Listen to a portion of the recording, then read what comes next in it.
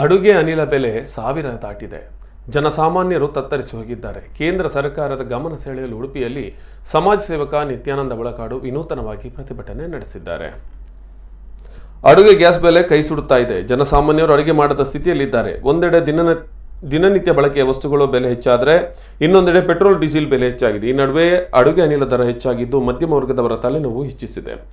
ಈ ಹಿನ್ನೆಲೆಯಲ್ಲಿ ಉಡುಪಿಯಲ್ಲಿ ಪ್ರತಿ ಬಾರಿ ವಿನೂತನವಾಗಿ ಸರ್ಕಾರವನ್ನು ಬಡಿದೆಬ್ಬಿಸುವ ನಿತ್ಯಾನಂದ ಬಳಕಾಡು ಅತ್ಯಂತ ವಿಶಿಷ್ಟ ರೀತಿಯಲ್ಲಿ ಪ್ರತಿಭಟನೆ ನಡೆಸಿ ಕೇಂದ್ರ ಸರ್ಕಾರ ರಾಜ್ಯ ಸರ್ಕಾರದ ಗಮನ ಸೆಳೆಯುವಂತೆ ಮಾಡಿದ್ದಾರೆ. ಉಡುಪಿಯ ಬೀಡಿನಗುಡ್ಡೆ ಬಳಿ ಗ್ಯಾಸ್ ಸಿಲಿಂಡರ್ ಇಟ್ಟು ಸುತ್ತಲೂ ಬೆಂಕಿ ಹಾಕಿ ಅದರ ಮಧ್ಯದಲ್ಲಿ ಬೆಂಕಿಯಲ್ಲಿ ಬೇಯುತ್ತಿರುವ ಮನುಷ್ಯ ಎಂಬ ಕಲ್ಪನೆಯಲ್ಲಿ ಪ್ರತಿಭಟನೆಯನ್ನು ನಡೆಸಿದ್ದಾರೆ.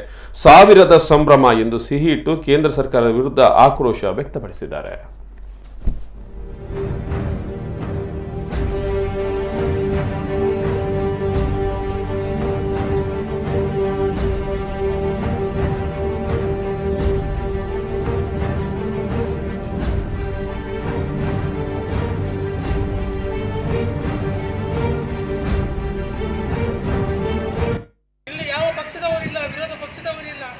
ಜನಸಾಮಾನ್ಯರು ಕಾಯುವಂತ ಪರಿಸ್ಥಿತಿ ಇದೆ. ಹಾಗಿರುವಾಗ ನಾವು ಇವತ್ತು ಬೆಂಕಿಯ ನಡುವೆ ಜನರು ಇದ್ದಾರೆ. ಅದಕ್ಕೆ ಒಂದು ಸರ್ಕಾರದ ಗಮನ ಸೆಳೆಯೋಕ್ಕೋಸ್ಕರ ನಾವು ಇವತ್ತು ಈ ರೀತಿಯ ಒಂದು ಪ್ರತಿಭಟನೆಯನ್ನು ನಾವು ಮಾಡ್ತಿದ್ದೇವೆ. ಸರ್ಕಾರದಕ್ಕೆ ಕೂಡಲೇ ಎಚ್ಚೆತ್ತುಕೊಂಡು ಅಥವಾ ಇಲ್ಲಿ ಏನು ರಾಜಕಾರಣಿಗಳು ಇದ್ದಾರೆ ಅವರನ್ನು ನೋಡಿಕೊಂಡು ಇವತ್ತು ಒಂದು ಸಮಾವೇಶ ಇದೆ.